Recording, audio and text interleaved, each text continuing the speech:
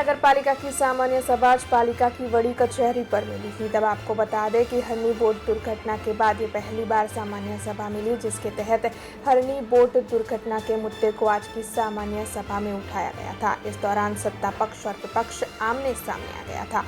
कांग्रेस के सभी अग्रणी और काउंसिलर कुर्सी पर से उतरकर जमीन पर बैठ गए थे और इस मामले में विरोध जता रहे थे। तब भारतीय जनता पार्टी के काउंसिलर आशीष जोशी की ओर से भी इस मामले में भारतीय जनता पार्टी के खिलाफ रोष प्रकट किया गया था। तो वहीं विपक्ष की ओर से बजट के मुद्दे को भी सामान्य सभा में उठाया गया था।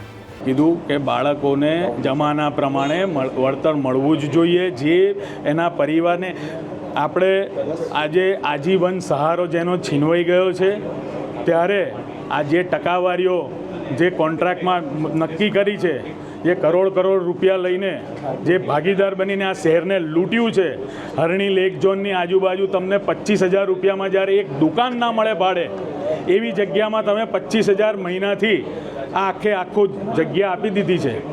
તો ચોક્કસપણે એ જે પણ લોભિયા કોન્ટ્રાક્ટરો છે, એમનો જે લાભ હતો એ બધો જ આ બાળકોના પરિવારને મળવો જોઈએ। એટલે 4 થી 5 લાખ 6 લાખ કોઈ રકમ ન કહેવાય, એ જીવની કિંમત તો હોતી જ નથી, પણ એક જમાના પ્રમાણે આજે એમને એક સારી એમાઉન્ટ મળવી જોઈએ। આવતી સભાથી જો કોર્પોરેશનના કર્મચારીઓની જવાબદારી નક્કી નહીં હોય તો અમે ફ્લોર પર બેસવાના છે। વડોદરા શહેરમાં ન્યૂ સનરાઈઝ સ્કૂલના બાળકો, વાઘોડિયા રોડ પર આવેલી ન્યૂ સનરાઈઝ સ્કૂલના બાળકો જે હરણી લેક ઝોન ખાતે પ્રવાસ માટે ગયા હતા, ખૂબ આખા દિવસના ખૂબ મજા કરી અને બપોર બાદ જ્યારે તેઓ હોડીમાં બેસી અને સહેલ માણી રહ્યા હતા, ત્યારે અચાનક હોડી ઊંધી પડવાથી જે દુર્ઘટના થઈ અને વડોદરા શહેરે આપણે જે 12 બાળકો અને એમના 2 શિક્ષિકાઓ ગુમાવ્યા છે, તે ખરેખર ખૂબ દુઃખદ અને કરુણ ઘટના છે। આ ઘટનાને નજરે નિહાળનાર તથા કોઈપણ રીતે જાણનાર, માહિતી મેળવનાર, વાંચનાર અથવા ઇલેક્ટ્રોનિક મીડિયા દ્વારા જેને જેને જોયું છે તે સૌ હૃદયથી ખૂબ વ્યથિત છે અને દુઃખી છે। આપના સૌની લાગણી પણ એની સાથે એટલી જ જોડાયેલી છે।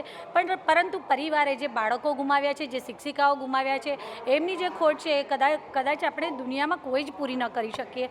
પરંતુ આપણા ન્યાયતંત્ર પર આપણને સૌને ખૂબ જ ભરોસો છે, ત્યારે ન્યાયતંત્ર દ્વારા પણ આ અલગ અલગ સમિતિની રચનાઓ કરી અને એ દિશામાં તપાસ કમિટી દ્વારા પગલાં લઈ અને તપાસ કમિટી દ્વારા તપાસ ચાલુ જ છે। ત્યારે નજીકના ભવિષ્યમાં આપણને જે પણ દોષિત છે એ વિશેની એ અંગેની માહિતી પણ મળશે અને જે દોષિતો છે તેમની સામે કડકમાં કડક કાયદેસરની કાર્યવાહી કરી અને દોષિતોને સજા પણ કરવામાં આવશે। મેં કહ્યું તેમ જે એસઆઈટીની રચના કરવામાં આવી છે, તપાસ કમિટી દ્વારા બધી જ માહિતી મંગાવવામાં આવી રહી છે અને માહિતી અન્વયે જે પણ કાયદેસરના પગલાં લેવામાં આવશે, જે પણ માહિતી મળેથી જે પણ તપાસ કરવામાં આવનાર છે અને પછી જે પણ દોષિત જણાશે, પછી એમાં કોઈ તમે કહો છો તેમ રિપોર્ટ આપવાનો વિષય હોય કે પછી બાળકોની સેફટીના પગલાંનું પાલન નથી કર્યું, એ દરેકે દરેક જે પણ દોષિત છે એમની સામે ચોક્કસ કડક કાયદેસરની કાર્યવાही કરવામાં આવશે। अब खबरों से लगातार अपडेट रहना हुआ आसान। BRG न्यूज आपके मोबाइल स्क्रीन पर।